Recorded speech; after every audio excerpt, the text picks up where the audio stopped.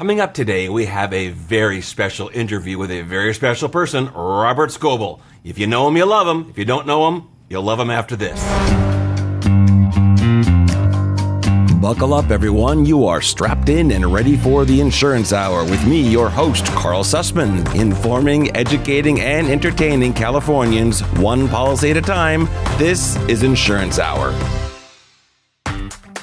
Hello, everyone. Today we have a very special show and a very special guest who needs no introduction, yet I will do it anyway.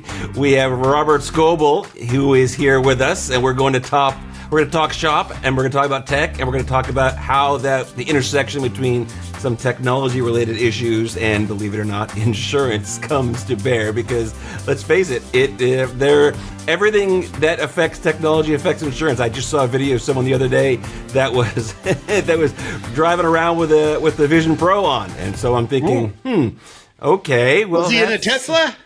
He was in a Tesla, of course, right? He was definitely a cult member. And he might not get into the accident, but Exactly. I still don't recommend doing that because it does have a little bit of latency and you can't see your peripheral. I know. You know what's crazy about it is that if you look at the people like you and I've got the Tesla, I've got the Vision Pro. We all have the same stuff. You know, when we had these major storms in California and everyone was, power out, there were over 500,000 people without power. Well, I had my Tesla battery, running, and I had my Starlink internet running, so I just kept on going. So it's one of those things. But again, I want to welcome you. I appreciate you being here today, and I just sort of pepper you with a couple of. That's right. I'm just gonna bring it on. Before I do anything, I have to try and remember. Robert and I met. Okay, I'm trying to see who has got a better memory. It was a birthday. It was one of your birthday parties. It was when I came up there, and it was when you were when the hint water was all the rage. Yeah, it was that part. Now, how many years ago was that? Because I was trying to remember and I couldn't. I had two birthday parties, one at 50 and 51. So yeah, all right. That was like 8 or 9 years ago. Oh my gosh, that long ago. Yeah, I remember I drove up for it, and the gal with the fire red hair, I guess she's the CEO of the company, and she was there, and there was hint water everywhere. Yeah. And I've been on the hint water cult ever since too. Yeah, so. Me too.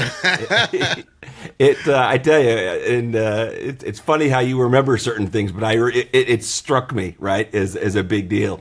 So let's chit chat a little bit about it. Obviously, the Vision Pro is the thing to talk about. And when you jumped on, you were wearing it on your head, and I of course said, I got to keep mine, in its case, because if I take it out during the day, I won't put it. Yeah, I won't take it off again. That's the problem. I didn't even get a case because I'm going to beat the hell out of this thing, right? And right. That's part of it. It's like it's something that you don't want to wear all day long, right? First of all, your eyes get tired if it's a little bit heavy, right? There's something on your head, right? It's not optimal for a whole lot of things. But yeah, you're going to be taking it on and off a lot. And so it's real interesting how much engineering they put into keeping it, into making it pretty reliable looking, at least. It's a solid block of aluminum. I mean, it's made pretty good, So. Well, yeah, the one piece of aluminum, right? That was the first MacBook Air. Remember, they were handing it around at WWDC, showing it off. It's one big chunk that they carved out. So that's obviously the way to do it. And they needed to use aluminum. They needed to use something stiff, right? They could have used carbon fiber maybe if they could have made that, but. They need to keep all the sensors aligned in this, and there's a bunch of 3D sensors and cameras on this that make the digital twin around you, right? Mm-hmm. So the theme of the year is digital twins are getting amazing. We should talk about what that is, right? High resolution, low latency digital twins. I mean, when you're using the camera on here and you're recording, you're actually walking inside the digital twin while capturing the digital twin, which is a real boom. I was genuinely surprised because everyone was talking about the pass-through being a little bit off and a little bit this, that, and I got to tell you, I put that thing on. I can read my watch, I can read my phone.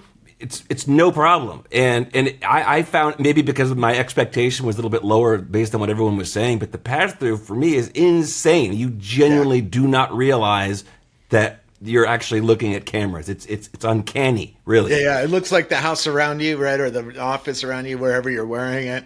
It looks like that, right?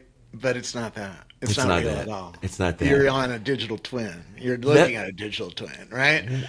What a do you digital think? copy of the real world. Even humans that are walking in, they are a digital twin. They're not real in the headset. I found an interesting use case the other day that I didn't realize was there. I was FaceTiming with someone just on their iPhone, and of course, after they get over that's you, that they have the persona that's being worked on, all of a sudden I said, check this out. And you can share what you're seeing, right? Yeah. So the next time you're talking to someone, what do you do when you're FaceTime? You hit the little thing and you flip the camera around and you go like this, right? But if you want to really share with someone, you want to really connect with, and they're saying, well, what are you doing, or where are you, or what's happening? You tap. What are we going to call this? It's not a tap. It's a pinch. Is that what they're calling it? Pinch gesture. Pinch. Gesture. By the way, I was trying to do it like this for a while. I don't know why. And I'm like, nope, it doesn't like that. It really wants these two fingers. Well, keep in mind the sensors are on up here, and it's seeing your finger down here. Right, so right. You got to Can't make see sure the your middle one. finger is where it can see it.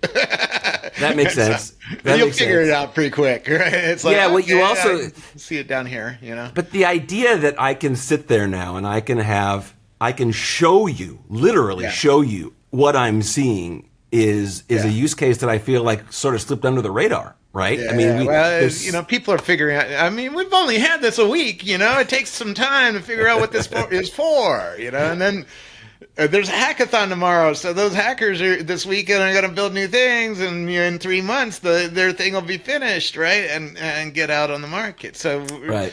We have a lot of future to go. I just because we got this doesn't mean it's over. No, this is just the beginning. It is absolutely, and of course, I'm like most people, as I'm realizing, I have to do this as a web app now, and I have to do all the streaming services that aren't there yet, and I'm setting all that up, and I'm thinking, why am I bothering? I know by the time I do this, it'll start hitting the app stores. I mean, it's not as if Netflix is not going to be there, right? I mean, they're clearly going to be there. All of them are going to be there. Yeah, not necessarily. Big companies go away when there's paradigm shifts, and they're really blowing it by not being on this device. But tell me why about that. Why do you think especially because streaming is not profitable for the studios as it is. So why do you think they would make that strategic move to not have another place to be? There's only 200,000 users, 300,000 users of this thing so far, right?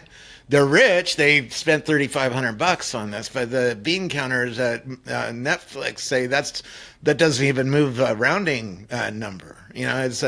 It's too small an audience to care about. That's why, and they don't. They don't. How like hard Apple. is it to make? They also how hard see is Apple as a competitor. Apple has 3D things on their Apple TV, right? Right. They're coming after Netflix. Here's the problem. If you get one of the, let's say it's 5 years from now, you're wearing a pair of glasses, right? Because this is just the first device. This is the ugly device that doesn't have much power, right? It's like the first Macintosh. Did anybody really like using that? No, it was a piece of shit, right? But it only had 128 megs of RAM. I mean, right? It was like, no, it didn't even have 120. It had 128K of RAM. Right? Yeah.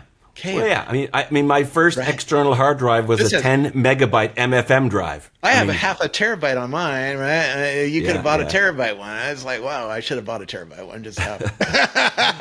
Yeah. But oh man. Well, so you think that they're just concerned because they're seeing it as competition, but I mean, Microsoft. No, and they're bean counters. They're running these companies. This is why. Every time there's a paradigm shift, big companies go away. Borland, WordPerfect, Nokia, RIM, right? Kodak, they're all gone. Why? They were dramatic companies. Alta Vista was the biggest search engine in the world, right? And they thought they had search all wrapped up, and then Google comes along and takes it away from them, right? Right. And why does that happen? Because of the bean counters, because they're serving existing customers, because they don't see the future, because they don't think about it, because they don't see this is going to move the needle anytime soon. but the brands are going to be built in the next 18 months on this headset with a small audience.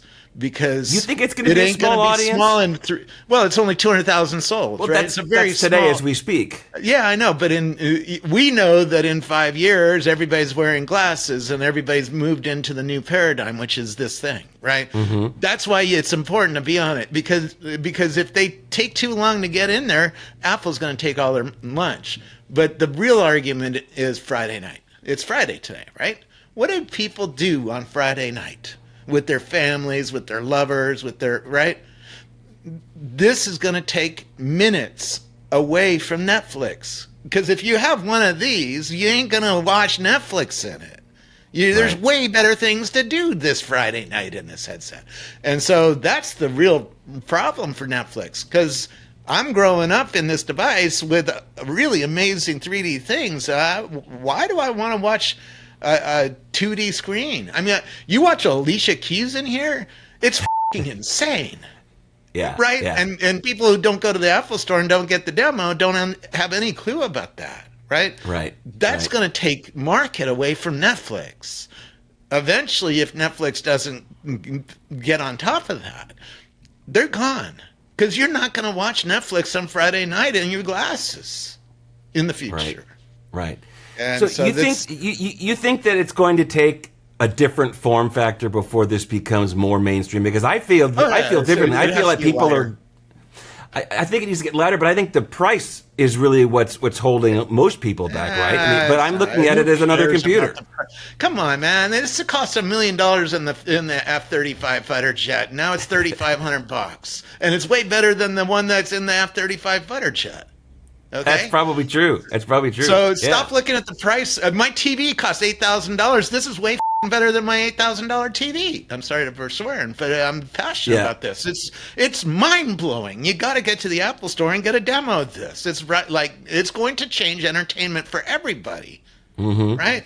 You got a movie theater now on your face. You can lie in bed and watch a movie better than my $8,000 TV, and it really was a $15,000 system, right? Because I got a Sonos on it too, and have it attached to the wall, right? You know what's crazy is, and you can control it with that. Obviously, you saw that. That's one of the connected items. Well, let me ask you something. What do you think are the ramifications of the fact that the early adopters, right? There's the tech enthusiasts that, of course, we're going to get this no matter what, right? Yeah. But the best marketing that Apple doesn't need to, it's like Tesla. They don't have to spend a penny on marketing. It's all word of mouth. You look at the reviews, every single one is positive, minus the few that just want clicks, right? And then you'll see the headline on YouTube where they say, it has I'm early taking adopter it back. pain, right? You'll find it doesn't have very many things to do. You run through the things to do pretty quick, but then you're working on 2D screens. Apple made a real key decision in the development of this. They're going to make 2D screens look stunning, and the 3D stuff is okay, right? Right. So far. The 3D stuff in the second headset, they already know this. They have planned obsolescence. They know the next 10 years of devices in this, right? They know glasses are coming in 3 or 4 years.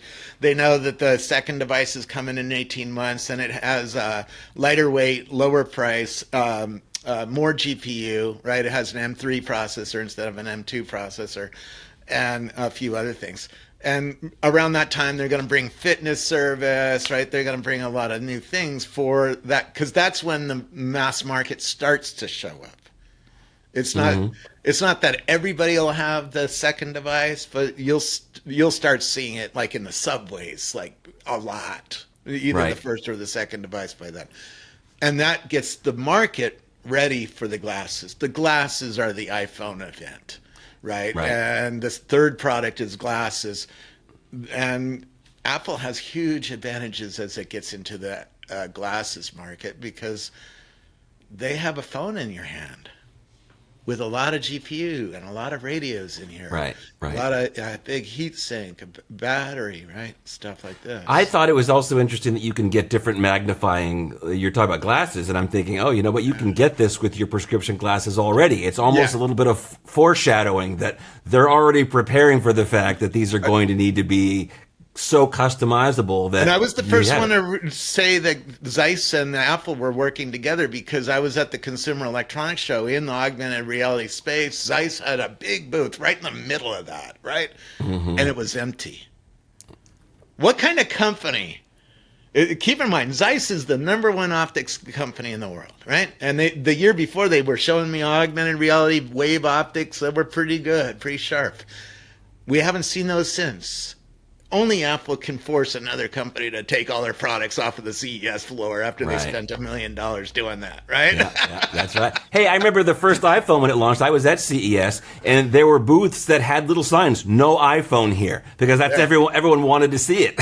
And of course, it wasn't there. You know, you've gone through so many different iterations. I mean, of course, the Google Glass and all the rifts. Spatial computing before Apple came out with this thing, because I saw Apple coming for so long.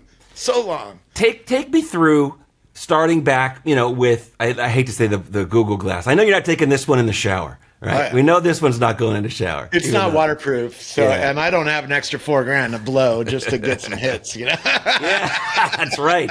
But that, what Some that'll people forever. do. You can put that in a blender. I haven't seen somebody try to blend this thing yet. That's right. Remember the guy who did Will It Blend, and he makes blenders. He would put iPhones in his blender and blend them up. Yeah. But take me through the last 3 or 4 iterations. You had the HTC Vive. You've got the Quests and the Quest Pros and all that.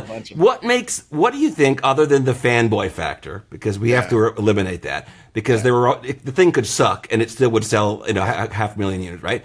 What do you think is making this so much more unique? They're trying to not call it AR, VR. They're trying not to call it a VR headset because they're heading toward 2028, somewhere around 2028. Let's even call it 2030, because it'll probably... everything slips, This thing slipped 3 years, by the way. This was supposed to be out 3 years ago, and it slipped 3 separate years, right? Because it just wasn't finished. It wasn't working right. The development tools weren't good enough. It didn't hit Apple's quality bars, right? And now it's out. Same thing in 2028. 2028, they're working on autonomous car. Why are they working on that? Because transportation is about to turn into transportation as a service. You're going to order your transportation on a computer, right, or a phone, or glasses, or one of these things, like an Uber. But Uber has a human in it. Costs $18 an hour wholesale, right, which turns into $60 an hour retail, right? You triple the price. The autonomous car, when it comes, is going to be a lot cheaper and a lot better quality and a lot more consistent and a lot higher brand. So as soon as Apple figures out how to get 1 million cars on the road, which is a big problem for them, with autonomous car in it, you're going to see Apple's transportation as a service arrive. You're not going to own an Apple car. You're going to get it to pick you up and take you to the airport, right? Or take you to the school to pick your kids up, or right? It'll just be something like that. Around that time, they're also working on humanoid robots, and they're working on glasses. They're all going to arrive at the same time.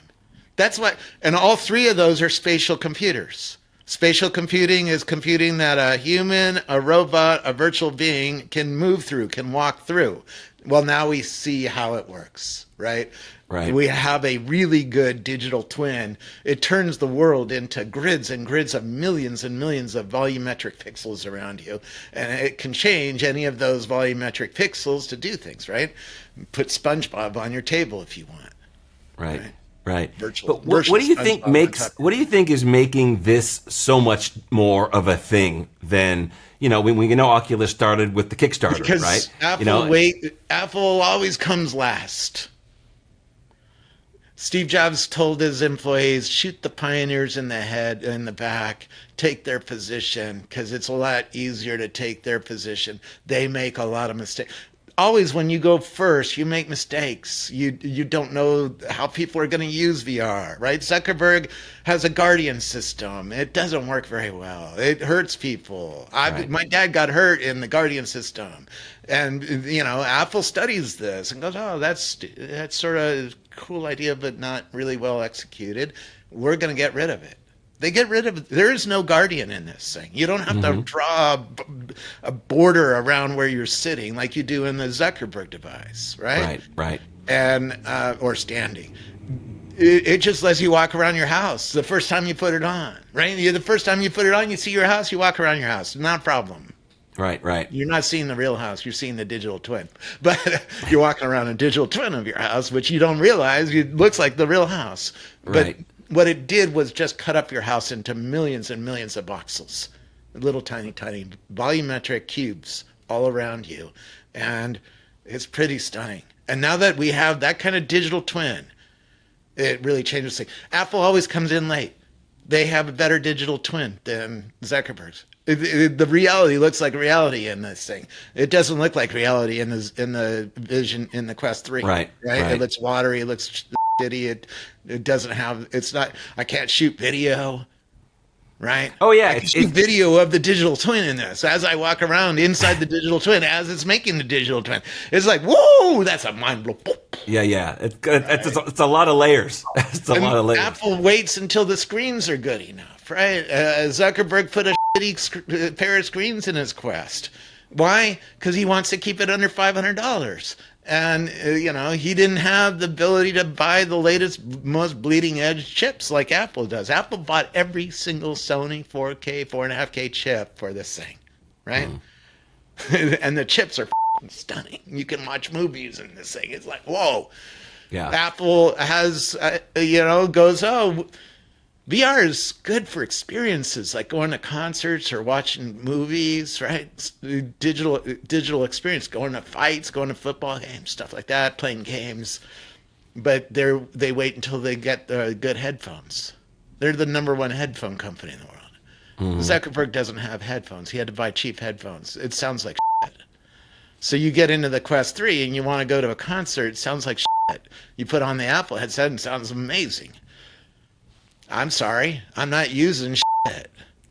Well, so you're saying that basically by waiting to see all the pain points, and then working and fixing all those. They built 10 houses inside their headquarters so that they could walk people through the house, a fake house, like a whole house inside their headquarters to do this kind of human factor testing. This is crazy. This is more human factor research than any company has ever done combined.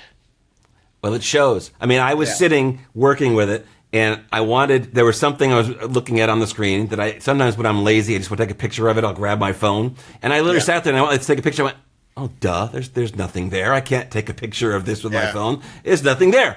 And then I realized I'll just do it on the headset itself. But it's that real feeling that you honestly, at least I didn't even think twice about it.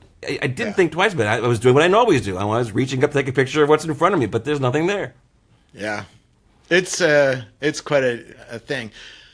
For insurance, man, a friend runs Go insurance company for car insurance. And it's a tough hard market. to see this device making really big changes to that. But what it does let him do is build software for this device because he knows the glasses are coming. When you have a lot of your consumers in glasses like 5 years from now and a lot of your employees in glasses, now you can rethink your company from scratch. You can rethink how you're going to handle insurance claims, right? Because if I have this thing has a crap load of cameras on the front of it, right? Like 6 of them that I can see, right? And probably a couple more 3D sensors. Right. So think about doing insurance claims on a car wreck or something like that. If you have a pair of glasses, you might be able to talk to an AI at an insurance company, like an agent, like the Gecko, right? It'll walk you through. Gecko, please step to the left. You'll be talking to the Geico Geckos. The Geico Gecko will go, we just sensed you were in an auto accident because you stopped real abruptly, and we know the sensor array knows you just hit something, right? Either that or you can just say, hey, I just was in an accident. Can you pull up my Gecko account? Right. Geico account or my Go account. And then you could walk around the car and this thing can make a 3D model of the car in real time as you walk around it. That's the digital twin. It can make a digital twin of your car wreck. And so insurance agent can then go, okay, that looks like you're going to need a new bumper and a new this. Well, we know the price of that. Progressive knew the price of that, right? When I got in a wreck.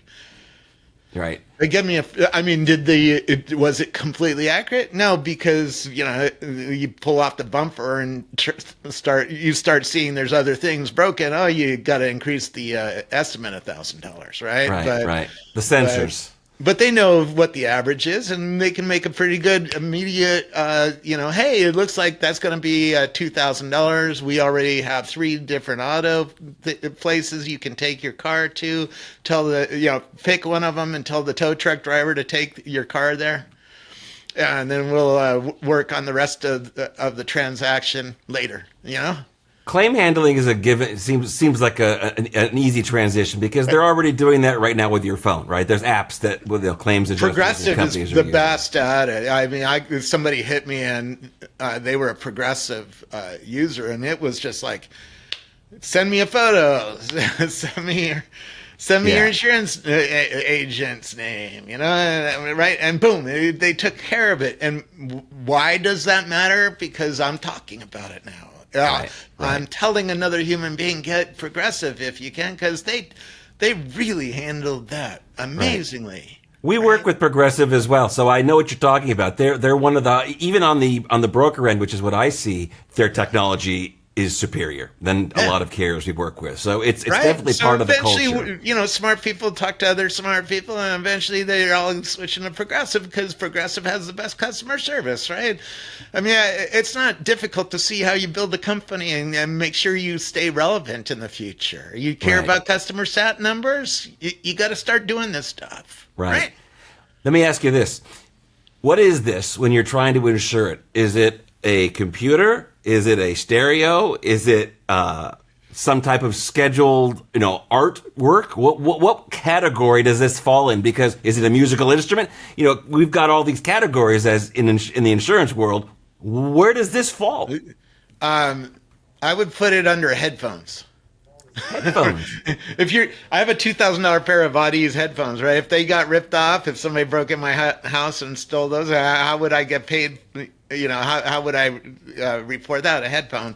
It's sort of like a headphone, but it's also a TV. You're right. As a human, but the insurance. It's a consumer electronics gadget, right? It costs $3,500. I think we're going to have to come up with different categories because, like we're seeing, it could be arguably. And again, I'm already starting to wonder about that. I start getting a little worked up. Like, okay, well, we have to let people know if they have this. That we have to change coverage to, accommodate for it. But every carrier, they're looking at me like I'm crazy now. They're like, what is it? I mean, they've heard of it, but they're not sure what it is really. You know what I'm saying? So it opens up a whole can of worms because this is just like it's technology we've never seen. Insurance companies have to insure this stuff, but they need to be able to put it in a box. You know what I'm saying? The thing about all right, so it's not a TV because the TV is attached to the wall or sitting on a desk or something like that, right? Okay. This is a mobile device, so you can take it outside. It's more like a headphone. So if I dropped my $550 Apple Max headphones and broke them, how would I, or if I got them stolen out of my car, right? That happens a lot in San Francisco. Somebody breaks your window, steals $5,000 worth of shit out of your car, right? That gets reported to insurance. How does insurance handle that? Well, it's a mobile device. It's like a headphone, but it's more expensive. It's sort of like a TV, but it's not on the wall. It's a mobile device, right? It's kind of like a laptop, but it doesn't go on your lap. Yeah, it's like a computer. It's a mobile device, something. So you have to start thinking, okay, we got to insure it against getting stolen out of a car or getting dropped right into, if I drop it in the water because I'm an idiot, right? That happens all the time. Or I fall into water or something like that wearing it. Or you're outside and it's rain. It starts drizzling. I mean, who knows, right? Because who knows, right? Yeah. So you're going to need insurance on this. It's $3,500, right? Or $4,000. It's with tax and the case, right? You're easily at Yeah, you're And soon easily you're at going to 4 have grand. gloves and baseball bats and golf clubs in this thing, tennis rackets, right? There's going to be all. So your car might have like $6,000 worth of to go, like, all together, right? And all of a sudden it gets broken into, and they steal all that. And that's. What do you think this is going to do as far as the work from home movement, I guess, that we're seeing? Because I know for me, I noticed now that I can very easily, whenever I would travel, I bring my laptop and usually my iPad as a second screen, and it's still a little bit not what I'm used to. I'm used to my 4K screens that I work from. With this, I'm thinking... You'll get used to it. I sat on the beach the other day working. It's like, whoa, I couldn't work on the beach before because I couldn't see the screen. And Right. There's a risk of getting some salt air in this thing. And again, insurance, Right. In a year, does it start getting corroded? And, because I don't think Apple Care is even available for this if you wanted to There buy it. is, but I don't know what it covers, and all that. It will empower more working from home if you're one of those lucky people.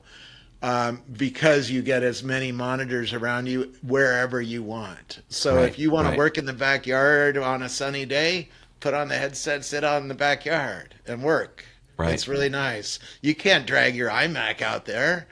You could have a laptop out, but if you're in a bright sunny day, you can't see the screen. So it's really hard to work in a bright sunny day. In this thing, you can work, no problem. Anywhere. That's what I found is I was realized that now when I go away, I was practicing in the office, right? I just went into the corner basically, and I said, okay, I'm going to set up my work environment, and I just set everything up and thought, well, yeah, basically. I mean, the only thing that I can't do quickly on it is type. Okay, I'll bring a magic keyboard, right? That will pair to it like this, for long typing if I don't want to use dictation.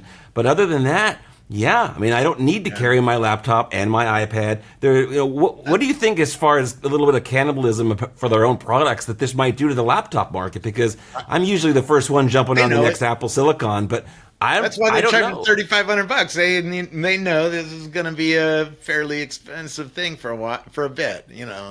10 years from now, it's going to be cheap. But today, do you see people buying less MacBooks because there's this now? Like the iPod faded away. I even my Mac that I have on my desk that I'm talking to right now, when I'm working now, I'm working inside the headset. I AirPlay that Mac to the headset as a big freaking screen. So it actually extended my iMac, right, and made it more useful, more relevant, because I get a much better screen than the screen that's built into the iMac. Right. Yeah, so you agree that there's going to be, because I was thinking about this, because I'm not eager to upgrade to the next, Apple Silicon laptop. I've got the one. We're in a new world from now on, particularly as these things get smaller and smaller over time, right? 3 years from now, maybe it's not quite this small and this light, but it's getting in this form factor, right? Maybe a wraparound blade, like Oakley makes, right? You see these Olympic volleyball players; they have these like in Ready Player One. That sort of a look. Yes, yeah. In fact, hold on a second.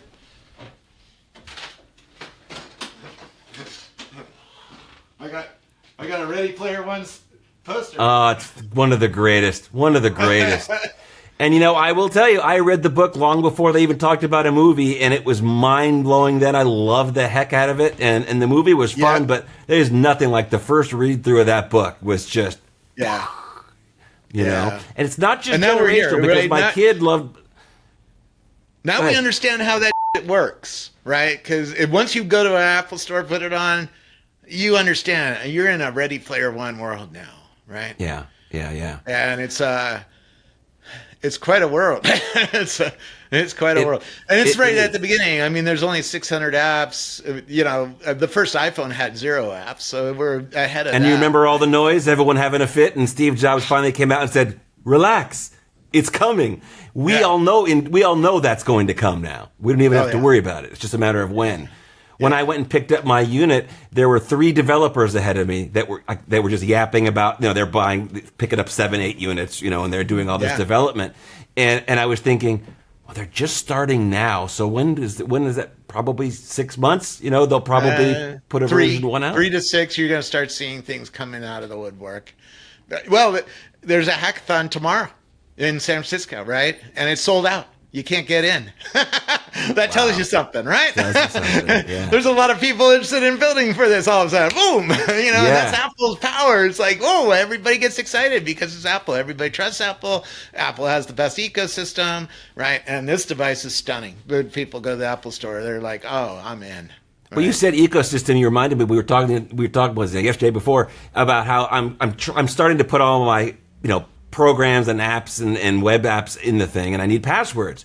And I just intuitively, I'm highlighting the password from my password manager on my phone, and I look up and I look in the right spot and I do this, and then I literally long pinch and then paste comes up. And it was just, again, it was one of those, I didn't even think twice about it because I'm used to doing it from my phone to my Mac. So I just assumed, right, the same thing would work with this. So, by the way, it's just, for the first few days, I did this a lot, right? Pinching in there in front of you. You don't need to do that. Yeah. You look at the thing, and you can keep your hand down on your leg so it doesn't get tired, and you pinch it down there, and it selects whatever you're looking at. It's like, whoa, this is a new way of working on things. It's like, this is really cool. Yeah, it is. And forgetting ecosystem, let's talk about competition. So I think we can comfortably both agree. I refuse to compare it anymore to Zuckerberg. That's what I was just going to say. Is we can agree that it's not on the same plane at all as of anything. It has 2K screens. It has 5K screens. Start with that. It's over. No. I'm sorry, it's over. I can't read text in the Zuckerberg device because he puts a shitty screen in it. And I tried. I so wanted that to be my Kindle. I wanted to be able to just sit back and relax and read. I thought that'd be so great. Yep. And no matter how hard I tried, how big I made the text, no, it just wasn't going to happen. This, though, you can read in it, right? Oh, yeah. Oh, yeah.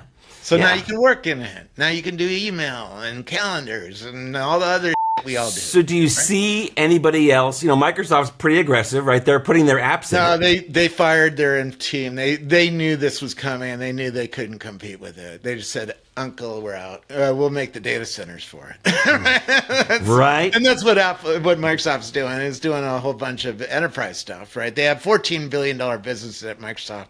And they'll all eventually show up in this device, right? Microsoft Dynamics to run your supply chain, or SQL Server to run your database, or Office to run your Office stuff, right? Right. Your email and your. Well, they have all the apps but Outlook so far at launch, which I thought was interesting. Word is there, Excel is there, Teams is there, but so you don't think that they're even contemplating a competitive headset, like they left the cell phone industry? You don't think that this type of device is even on their radar? This will cause different discussion because people will understand that this range of devices is coming, and they're going to change, their strategy.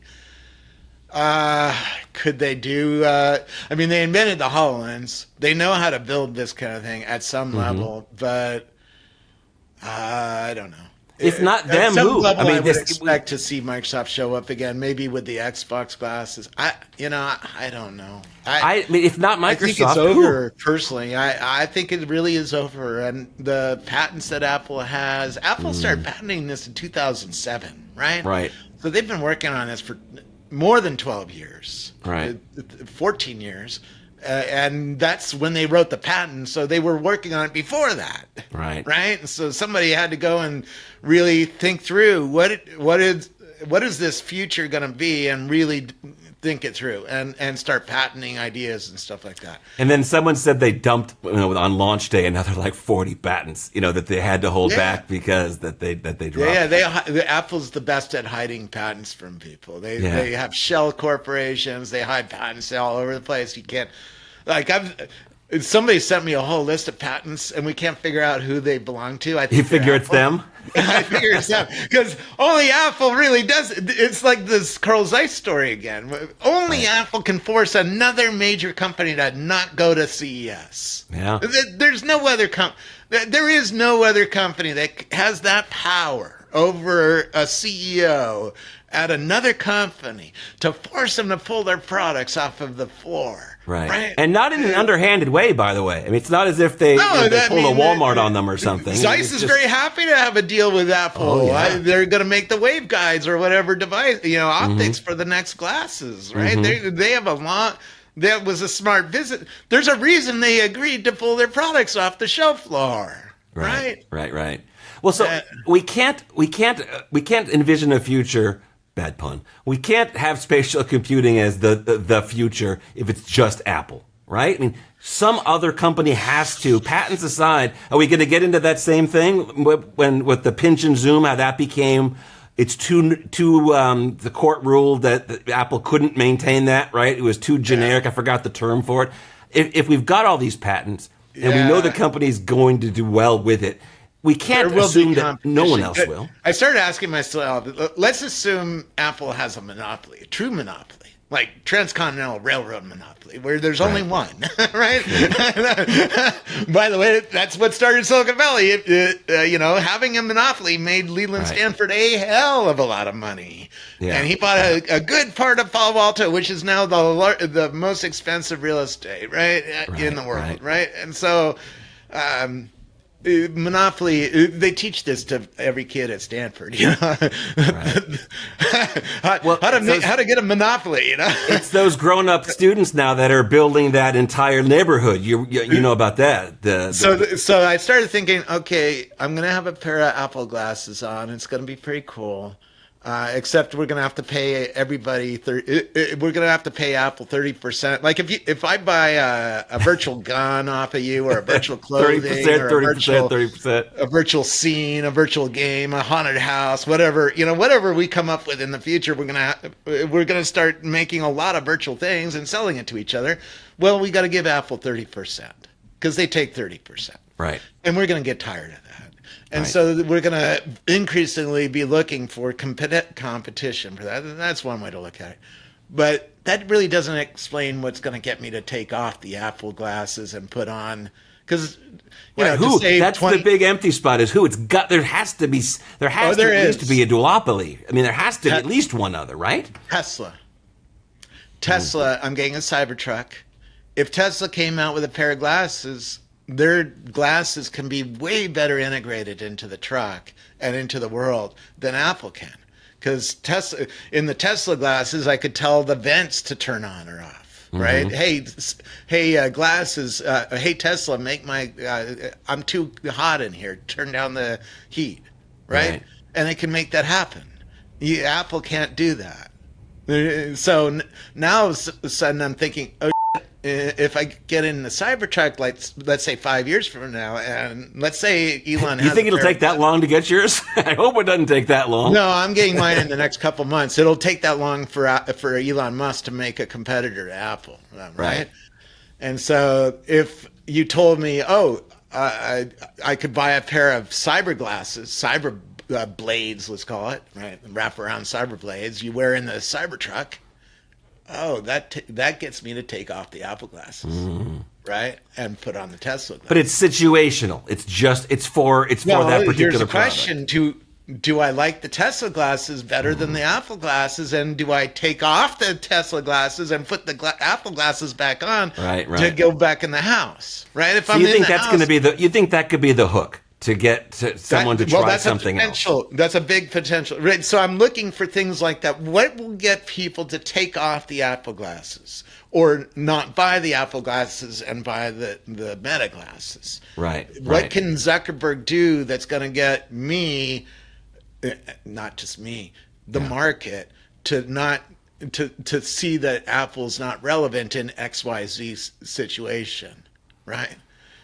I just would love to know who it's going to be. Meta is spending tens of billions of dollars, so there's going to be a range of products that come out. You haven't seen their products, right? Yeah. Nobody has. They're spending a lot of money making glasses of the future, and they're making custom silicon because they don't. Zuckerberg doesn't have this. Right. I visited John Carmack when he worked for Mark Zuckerberg, and he told me this. He's like, this is a huge, huge advantage for Apple because they have something that's this big in your hand. Already. Or in your pocket. Pocket, right? So this can hold all the radios, all the big battery, a big heat sink, a bunch of GPUs that can do the visuality you're looking at, right? And they have ultra wideband radio that can pass data from here to the glasses very fast, right? In a low latency way. Nobody else has that radio network. Maybe Samsung does with Google, but most Android phones don't have ultra wideband yet, right? So nobody else has the pieces to really compete with what Apple's going to build in 3 or 4 years. All right. And it's like Apple already has it built into this phone. It's like, oh, there you got to take over. And so the Apple glasses are going to be very lightweight. Well, Zuckerberg knows he needs to compete with that.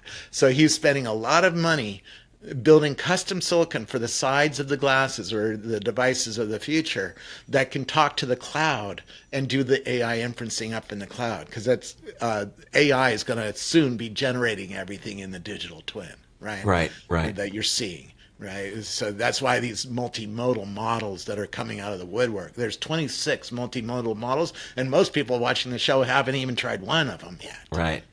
You think, but you know what? It's so funny. The models coming for this device. Right? I was talking about that. People don't realize that they've been using it already. If they've ever used Grammarly, they're using some form of that already, right? I mean, go back to Clippy, right? I mean, that was just a really basic. That was. No, but this year we're going to see orchestras of AIs that are working. Like Siri is being rebuilt from scratch. Please. And we haven't seen that Siri yet. That's coming in June at WWDC this year. Okay. The Siri of the future is multimodal models, multiple models, a small, a medium, a large, and maybe even a cloud tie over to OpenAI, right? And get a longer. Why do you need 3 models? Small is fast, low latency. So on device. Your AI can talk to you real quick and give you an answer. Right. Medium is for things like, can you find me an In-N-Out near me? Right. Stuff like that. Right. Simple things, simple requests. And most requests are that way, right? Most things people talk to Siri about are, hey, put a timer here, or hey, what's sadly that's like? About all it seems to work well with. Yeah, or play some songs. Music, or take me back to my car, right? Simple requests like that, real fast. Large model gives you more accurate answer for a college history essay, or something where you need a lot more detail on the thing you're asking, right? Then the large model would kick in, and that has a little bit longer latency and stuff like that. But it's 3 models working together. It's an orchestra of models. And that's, I only know of 3. Apple's already leaked the 3. The Apple employee put them out in public. So I know there's at least 3, right? And if there's 3 in public, Apple has more in the labs, right? Right. And these also multimodal, model and modal. Multimodal, multimodal. Multimodal means it looks at the sensors and the cameras and the microphones, and you can talk to it and show it things with the camera, and it can understand you. If you haven't used ChatGPT before, the vision features in ChatGPT are insane. I took a picture of a church. It told me about the church. I took a picture of a plaque in front of the church that was in a non-English language and said, hey, can you please translate this? It did. And it told me all sorts of things about the people the plaque was talking about, right? It's crazy. I was visiting my son. He's in his last year at Wesleyan in Connecticut, and I was trying to show him how that worked. So I'm sitting in his house, right, with his housemates, and I said, just watch. No one move. And I just took a picture. And I said, tell me what you see. It described 4 kids, they look around college age. This one doesn't shave. Behind them are some banners from sports teams. It gave more stuff. And they were just dying, right? They couldn't believe it. And I said, it's just picked this out of the picture. My wife was making some Iranian soup, right? I took a picture of the soup. Yes. It told me that. And it told me the right name, and told me how to say it in Persian, and told me what's in the soup, and told me how to make it, and told me, right, all sorts of, just from a single photo. So you start thinking, oh, in the future, we're going to be wearing a pair of glasses. It knows where I'm looking, right? Zuckerberg doesn't have an eye sensor, so he can't do that yet, right? So it knows, oh, I'm looking at this Coke can, or I'm looking at the Oreos on the shelf or something like that. And now I can talk to it about that. Hey, how much fat is in that Oreos? How many times a week do I need to go running if I buy these Oreos? Right? To work off the saturated fat. That's right. What's the best way for me to get this out of my system now that I've just stuffed Don't buy myself? them. It'll tell you got to run 4 miles if you're going to buy those cookies. Your rings. Would that be great if you could ask it that? Say, if I eat this, how many miles do I have to walk to burn it off? And it knows. It can tell you. It can make you a plan, right? And it's like, whoa. So anyways, new series coming with a lot of new things coming this year, and certainly in this headset, the new Siri is going to be sick. And ChatGPT doesn't have sensors. They can see the church, but they don't really know where the phone is. Right. You know where the church is, sort of, you could start figuring out, but they don't have the sensors. They don't talk to the GPS. They don't talk to the accelerometers in the phone. They don't know where your eyes are looking. They don't know where your hands are touching. And the Siri, in June, you're going to see, Siri knows what you're touching, what you're holding, what you're eating, what you're looking at, right? What you're interacting with. And then it's looking at the digital twin, which is a copy of the real world, and it's doing computer vision everywhere you look. So if you look at a plant, you can say, hey, Siri, what kind of plant is that? And it'll tell you. Right. There's apps that do that today. It's just you got to download an app. You got to do the app. You got to take the picture. You got to wait. You got to look at it. You keep talking about ChatGPT and Siri, and I can't help but think, wait a minute, ChatGPT is basically half owned by Microsoft. So is that the pathway that Microsoft might become more of a service versus a product when it comes to what's running on some of this stuff? Yeah, I mean, there's a lot of paths for ChatGPT, for an open AI company to bring more and more AI to people. You know, brilliant. It's an amazing team that's there for sure. I think we saw the cohesiveness, right, with that short little ousting, but just some really amazing minds there for sure. Absolutely, they're the one to watch. I mean. Sam Altman's out trying to raise $7 trillion to make a chip company. That tells you something, right? Right. Well, there's no question that the challenge now, it's like we've come full circle, right? First we wanted everything was in the cloud, then it was all on our computer, these powerful computers. Nah, we don't need that. We can just have everything in the cloud again. And now we're trying to work backwards to get everything on the chip because we need this computing power to be able to hold all that data and be able to parse through it so quickly. Yeah. We'll get there. It's a crazy world. All right. Last thing, and then I'll let you go. Yeah. Tell me what you expect. How long do you expect this beautiful little case that was more money than probably a lot of Android phones I paid just for this case for the Vision Pro? I didn't buy one. I'm just gonna beat the frickin' thing up, because it's going to be obsolete in 18 months, right? Well, that's where I was going. What do you think's the shelf life of this thing? I'm looking at all my old Quests now sitting around, and I'm thinking, I'll never put that on ever again. It would look horrible. The second device has a lot more GPS. GPU, which means it can do a new kind of 3D. I call it Metaverse 2.0. It's photorealistic Metaverse. Technically done with Gaussian splats or neural radiance fields around you, which are 3D scenes that are changing all the voxels around you, right? It's a new technology. That'll be a year and a half compelling. I'm going to have to buy that too, right? So I'm going to buy that. This thing is going to go to the kid then, right? As a hand-me-down. And the kid will use it for quite a while, right? Because the kid doesn't need bleeding edge. Well, he'll want it. Yeah. Dad, can I borrow yours to play some new video game? Well, that's the biggest problem is everyone wants to try this out, and I know it has guest mode and all that, but it's kind of it feels more personal than handing them your phone somehow. You know what I'm saying? It's really a pain in the to share. That's true, and also you had to take a 3D scan of your face to buy this, and it made the device. It put the spacers in there that fit your face, so it fits your face. It doesn't fit anybody else's face. So if you're sharing around, they're not going to have as good an experience as if they go to the Apple store and try it out there. Right. No, that's absolutely true. Absolutely true. So you think we got 18 months we can feel like we were of growth in this device? Next Christmas, I hear it's coming next September. So Okay. right, around 18 months from now. And it might slip into 2026, right? We're talking about September 2025. Right. All So the second headset could be, January 2026 or February, like this one was, right? That's fair. That's fair. That's fair. That's still around 18 months, right? Yeah. Yeah.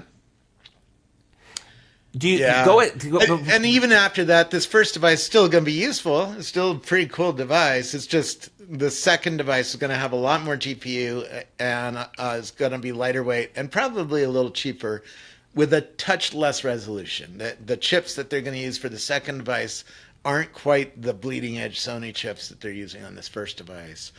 In other words, they're cheaper. But they're not going to go backward in resolution. They're just not going to take the one that's the furthest. Not backward, but a little backward. You might notice it's just a little bit like if you're watching a movie, it might be just a little less resolution or something like that than this device. But most people won't care about that. Well, I think a lot of it's going Most to people have to will do like with what. the $1,900. I mean, I assume the Right. price will be like $2,000 instead of $3,500. That's a big difference, Well, we don't have one version of the iPhone. There's no reason for us to think that there's not going to be more than one version of this, right? The entry level and then the Pro. 5 years from now, there's a whole family from lightweight device to heavier devices for movies and, really, really amazing virtuality, lighter devices for every day, walking around watching CNN, talking to Siri, that kind of thing, right? So and you might not be able to use the glasses the way you use the headset that's plugged in because I just sit on the couch plugged in, right? I know. Everyone complains about the external battery. First of all, you keep it plugged in, or you plug it into another battery pack, that goes forever. You know what I'm saying? Well, yeah, true. You can chain your batteries. That's what I do. I've got a million of those little bricks. You got to bring a big heavy battery, sit on the beach all day long, and while you're working, on the Big beach. deal. Big deal. It's still lighter than your laptop. For sure. You know what? When my battery died, what did I do? Did you go to your laptop? No. What did I do? I went back to my Tesla, which was in the parking lot at the beach. And I kept working there, plugged into the Tesla. The Tesla has a big battery. It'll last for years, Can you imagine? New use case for electric cars is to keep your, the Vision Pro going. They go together. True. It's like peanut butter and jelly, Plug in, you can sit in the electric car all day long on a hot summer day. It doesn't matter, right? I've done that many, many times. Have you had a chance to fly with it yet? Because I'm really eager for that. No, not yet. But people have. There's a mode inside. So right. That's what I'm talking about. There's a little dot. If you look up, there's a little arrow. And yeah. You click on that, and that pulls up the control center, and then you can put it into travel mode. Because as the plane is, let's say a plane is turning, right? All the sensors are going. Wah! Right. So you got to turn off that kind of thing so that your movie stays where you think it's supposed to stay. Right. Well, I was wondering, and I didn't realize what it did because I haven't flown with it, but I was thinking, I wonder if it'll help in the car for passengers, of course, because I can't read in the car. You get nauseous. I don't know how some people, they can. But if I could sit in the passenger seat on a with this on, if you're going down to Vegas and you're on Highway 5, which is a straight road for hours, or going across Kansas, that's 8 hours of straight road, right? There is no turns for 8 hours and no chaos and no stopping and going. It's just like you're going 85 miles an hour, 95 miles an hour, and for 8 hours, right? If you're a passenger in a car, you're not going to get sick looking at a phone on that, are you? You get sick when your wife is driving like a banshee on a curvy road, right? Because I know what makes my kids sick and my family sick. It's always the curvy road. It's not the straight road. On the straight road, they can look at their iPads all day long, no problem. And same thing if they're in a glasses or a headset, no problem on the curvy road.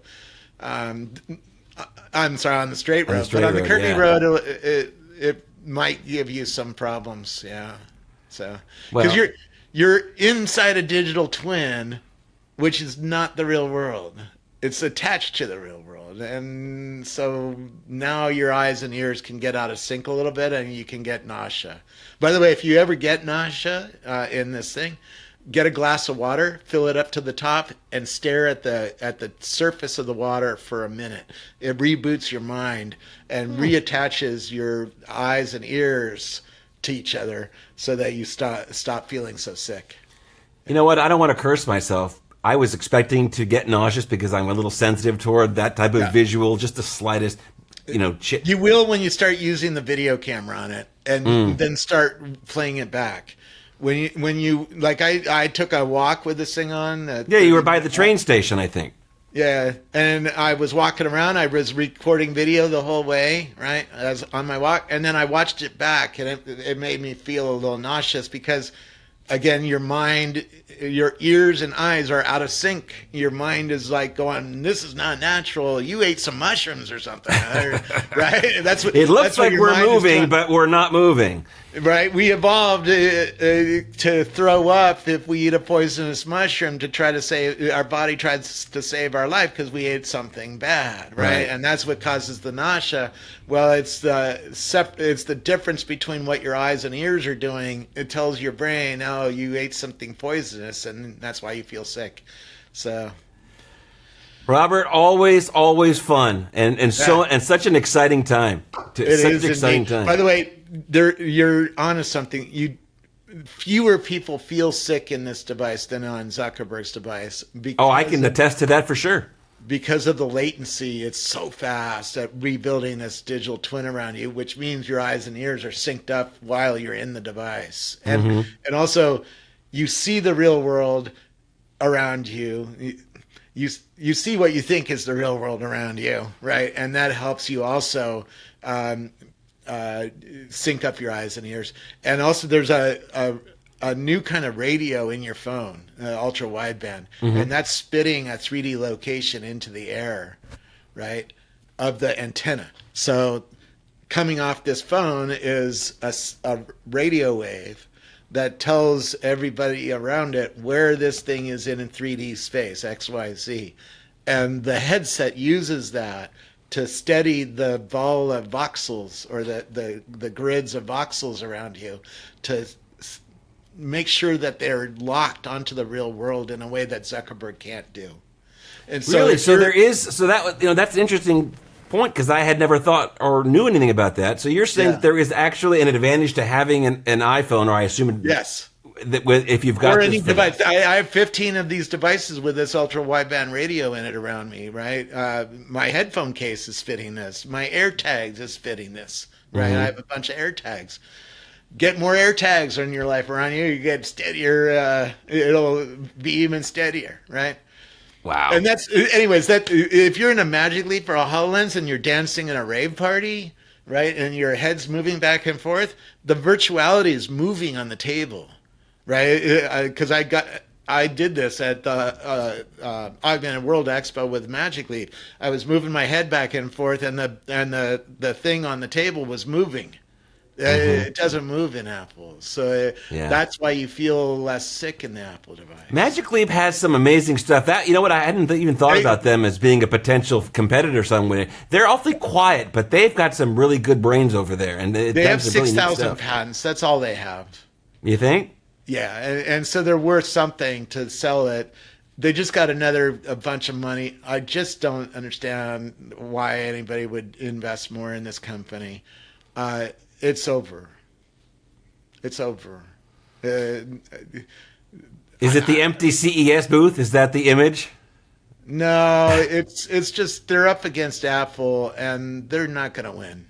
They don't have what it takes to compete with Apple. So Tesla maybe. You know what? Tesla has a digital twin of the real world because they have the car driving around making a digital twin of the world. Right. So now all of a sudden, that's why I'm saying, like, if I'm a Cybertruck owner and Elon Musk announces, oh, we're coming out with a $2,000 pair of glasses for the Cybertruck, you're not thinking twice. I'm not thinking twice, first of all. So that's number one, I'm buying it. Number two, if I have the Apple glasses already, I'm going to take them off in the Cybertruck and put on the Cybertruck glasses. Minimum. Because it's going to be way better integrated into the truck. It knows every surface of the truck. It can augment the windows. It can augment the steering wheel. It can put around you. My insurance brain is blowing up to think about this. They're already having such a problem with the autopilot concept. To think now that we're going to actually augment the driver's vision and the liability exposure. That you know this is coming. If you fly F-35 fighter jets, right, at 1,000 miles an hour, you're wearing augmented reality glasses that aren't as good as the Apple ones. Right. They cost $1 million and they're not as good. So you're good. And one of the pilots told me the advantage of that is he can see you and you can't see him because you don't have augmented reality glasses. He's flying a stealth plane at night over your head. He's over your head and you can't see him. Right? And he can see you through the bottom of his plane in his augmented reality glasses. So that's what I want in the car. I want to wear a pair of glasses and I see through the car to everything on the road because it has a digital twin of the road. It already has. It already does. Right. It's on the screen. You can see it on the Tesla screen, right? So can we recreate that in the glasses and make it so that it's safe? But it's first of all, the car's driving in a couple of years. So you still think so? I'm starting to worry. No, go get a ride in version 12, or it'll be in your car soon. Version 12 is insane. So you can start seeing, okay, is version 12 perfect? No, it still tries to kill you half as often as version 11, right? 3 times less, something like that, right? It's learning, it's getting better over time. So then you started asking yourself, well, how many more updates do we need before it gets freaking perfect? Right? This is where everybody trusts it. Right. It's gonna. I've always been concerned about the idea of autonomous driving, just because.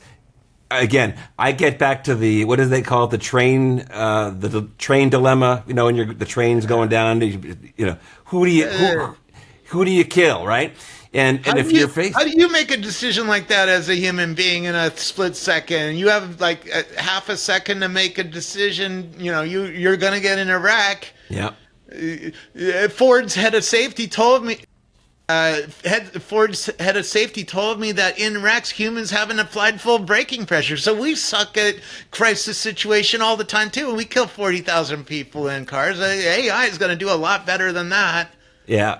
Oh no, I'm a complete believer that, believe me, being in this business as long as I have, drivers suck. And we are terrible at this. Particularly if they're drunk or tired, right? Or distracted in some way, looking at their phone, they're getting in accidents, right? You know, the severity and frequency of accidents post-pandemic is almost triple. 3 times as bad as it was before. It's like we forgot how to drive, or now we just don't care. I don't know what it is. Our phone has become more and more and more and more important in our lives, and therefore you're going to look at your phone instead of driving. And I see it on the freeway all the time.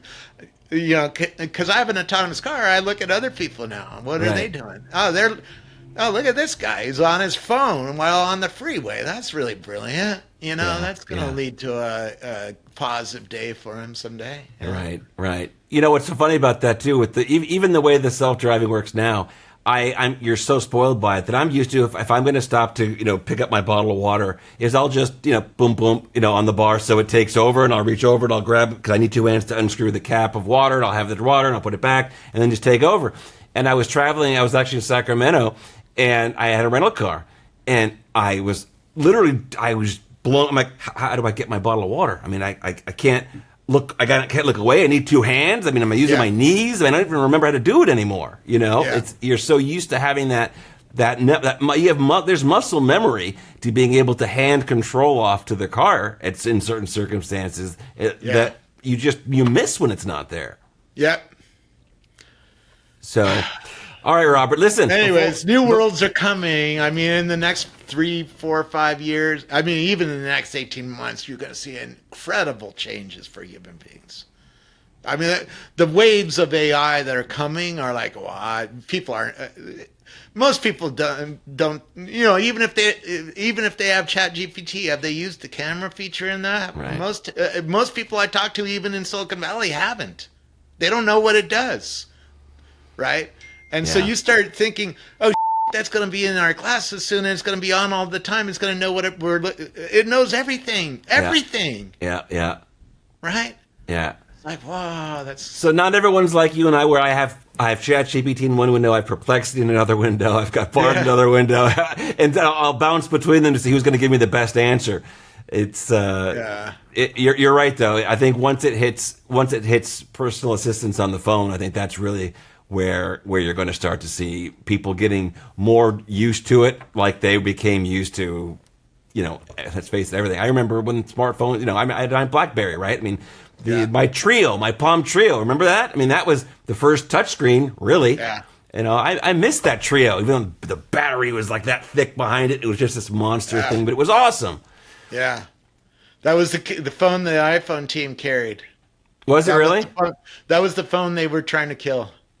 Success, they certainly did. I remember that on the demo day, they were showing what was happening with the processor and all the processes running.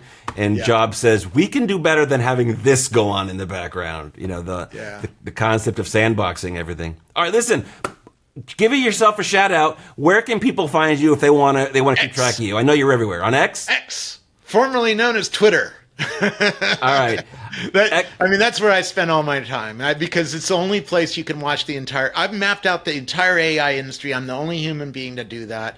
So if you come to X, click on my profile, look at my lists. They're freaking insane. And figure out how to use this new thing called X Pro, which used to be called TweetDeck. TweetDeck, I can watch the entire world going by on my screens. And now you can put that in your Vision Pro and go to the beach and watch the world go by. I did just follow that AI list that you built the other day, and what surprised me about it was the volume of messages that were going out. It was someone is saying something all the time. I mean, it really is just going and going. Go and watch going the and AI going. artists, man. They're insane. 24 hours a day, there's new tweets every second or two. It's like, whoa, these people are productive. Amazing. Or they just have way too much time. One or the other.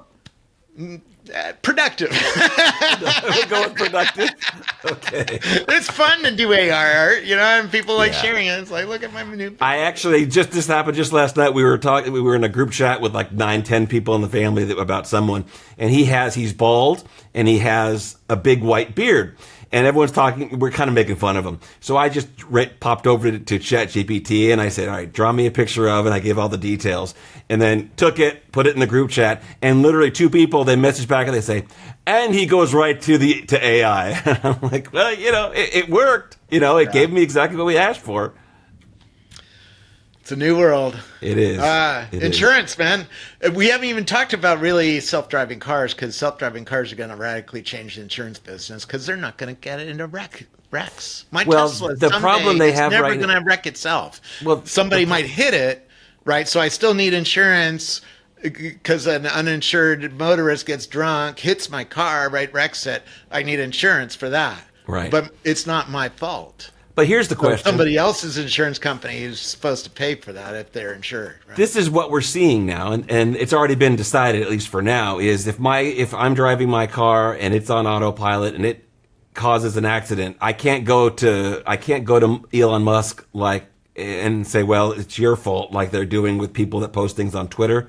I'm sorry, on X, they're saying if you get in trouble, I'll defend you, all that stuff. They're not doing that with the vehicles having accidents. So the insurance carriers are like, hey, it's you. You want to use that tool, right, of autopilot, that's fine. But at the end of the day, the liability is resting with you. At some point, I think we will see a flip where, what was the movie? I think it was I, Robot with Will Smith. Yeah. When they're driving and he says, I'm going to drive. And she says, you're going to drive manually? You're going to take control manually? And it was like, I thought, yeah, that day will come where you're going to actually be penalized if you're going to be doing something that can be done better by, whether it's autopilot or whatever driving assistant that, might be out there at the time. I mean, analog brakes, airbag, all these things didn't used to exist. Third brake light. Hello? Yeah. When we realize that these things help, we implement them. At some point, when the autopilot gets to a place where it can be measured and the actuaries can see that it's actually safer, right, than having a person do it, we will see that impact the insurance market for sure. Yeah. the costs will keep going down for people who use an autonomous car. So every year you're going to see 10 years from now, people will have a chart of how the costs are coming down, right? Mm-hmm. Because people are using autonomous cars and not getting into accidents. What this means is Tesla's insurance will be able to underprice the industry very quickly.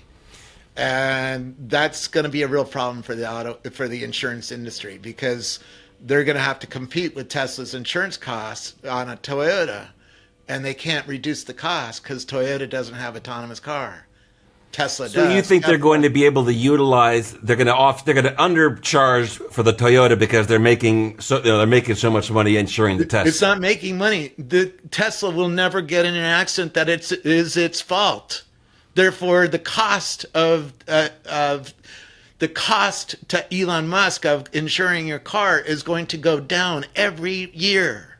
Every year it's going to go down.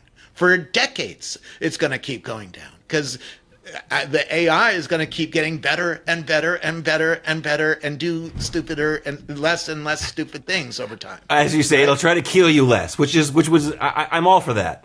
Yeah, who wants to be killed by an AI? I don't want to go out that way.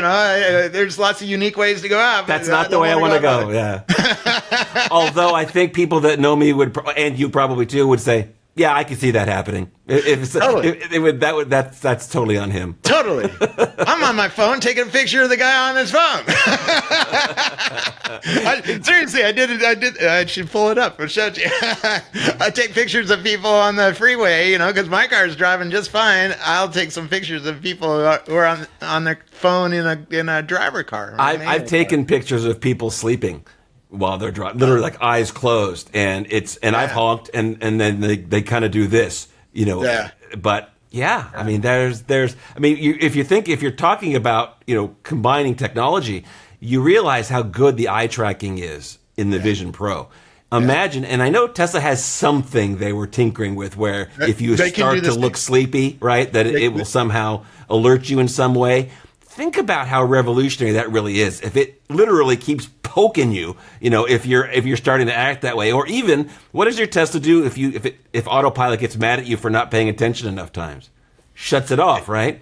It penalizes you. You get Puts 5 you in tries. The penalty box. Yeah. Yeah. If you get 5 of those, you can't use FSD anymore. You got to go back to the old system, which is a piece of right? Yeah. So, So then imagine though, but it has to be where we get to the point where it's because it's safer to have that system running, right? Yeah. And if it has to keep poking you, if you're driving, forget autopilot. In 2 years, it's not poking you anymore. It's fully self-driving. Seriously. In 2 years, this is going to be good enough for both of us to trust it 100% of the time driving and not worry about getting killed. Therefore, we're going to do it 100% of the time. I do it 100% of the the time on the freeway. I know, but it's on the long rides. But it behaves like a robot. It tries to kill you in the city. It totally does. And then it wants to take down everyone else it can too. It tried to go across the double yellow at an intersection and try to take me into oncoming traffic. It tries to kill you once in a while, so you got to watch it. I never understand that either, because it's. But 2 years from now, it's not going to do that. 2 years from now, it's going to be trained not to do that. They're fixing all the problems and they're going away at a pretty constant rate. So 2 years is all it takes. And I hope 2 so. years, 2 years, we're not driving at all. I'm not driving ever again. As soon as this gets done enough to I'm not driving. I'm sleeping. Seriously. Or listening to music or an audiobook and zoning out. Playing video games with my friends on the Vision Pro, right? While my car's driving me around or whatever. Right. Well, I think it's pretty optimistic for 24 months, but I'm thrilled if it's true, because I feel like that's all you almost have to do stalled. is look at how fast has it been learning in the past 24 months. The slope is pretty clear. I hope you're right. I'm not just right. All you have to do is understand AI and how it improves, and watch it and count the error rates. The error rates are what matters, and they're going away. They're going away at a pretty good clip. So the slope of error rates tells you in 2 years it's going to be freaking perfect-ish, right? Right. So, okay, maybe you're right. 2 more years is like perfect. Right. Like it never tries to kill anybody. Right? I just like how that's how you don't say it does an error or does something improperly. No, It just wants to kill you. You know, usually it doesn't actually, because it drives my family next to a wall at 80 miles an hour on a curvy road, and it does pretty good at that. It's you know, in the city it still gets a little confused here and there once in a while. Yeah. I'm right there with you. Well, Omar, who has version 12, says a lot fewer errors, and that's coming any day now. really, I didn't even know that it was in the wild yet. Yeah. Early Pool has it. I call that the Early Pool. Omar, who runs Omar's catalog, and a few others are in the Early Pool, and they got it, and it's next level. He's been putting up videos of it. It's like, wow. I can't wait. You know what? It's so sad when you realize, again, doing what I do for a living, how many people get hurt driving, and if I can just see it based on the claim flow that's coming 40,000 dead in America alone. Dead, and that. How much carnage has happened? How many people are in the hospital for a month? Yeah. I would love nothing more than to see this come to fruition, and that'll also solidify Tesla as the dominant car, not just because of electric or because of their charging network, but if they get to that place first, and it sounds like they probably will because they have the data.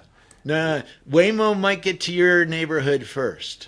Waymo is Google's company. They're already driving in San Francisco with no humans in it, right? Mm-hmm. So I was in Austin and I saw a couple driving once without people too. Yeah. So they're coming to cities, right? So Waymo might get there first, but the Tesla, because I went around America and did research for autonomous car companies, and I asked people, "Are you ready to get in a car without a steering wheel, like no steering wheel, like a Waymo?" Waymo you're not allowed to touch the car in a Waymo, right? Right. The car is driving. You're not allowed to touch it. Most people say, no. Like, no, I'm not ready for that. Yeah.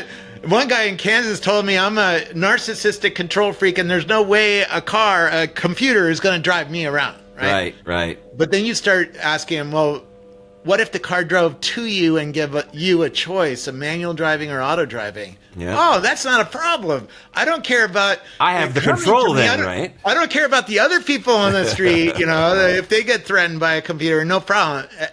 But when I get it, I want a choice, right? I want to be in control. And that'll go away. Google, by the way, had the data 10 years ago to know that guy's lying. He doesn't know he's lying, but he doesn't know what he's actually going to do or she's going to do. And after 3 rides in an autonomous car, they change. Right. It's sort of like getting a Vision Pro. All of a sudden, you change to like how you think about computing. But Right. I think that again, nothing would be better. That would be a major shift in my, in the insurance world for sure. And nothing would make me happier than to see literally dramatic drops, in injury and fatality and cost. Everything goes down, right? Because everyone's insurance premiums have been going up countrywide, and it's because we're driving like crazy. People are smashing into things like they never did before. More people are hurt. There's more damage to vehicles. The vehicles cost more money. So what happens? The premiums are higher, and it's terrible. Yeah. So if we have a potential to shift that and turn it on its ear, I am all for it. I do want to thank all of you for taking the time to listen today. I know insurance is not necessarily the most sexy concept. It's not the most exciting thing in the world. It is important that you understand what it is you're getting, what you should be looking for, red flags, you name it. You just need to know more than you used to. Things are more complicated than they used to be. If you have any questions, please reach out to me directly. You can email your questions to questions@insurancehour.com or call and leave a voicemail at 559-656-0317. Educating and entertaining Californians, one insurance policy at a time. This is Insurance Hour. The show is dedicated to Shamrock Papa.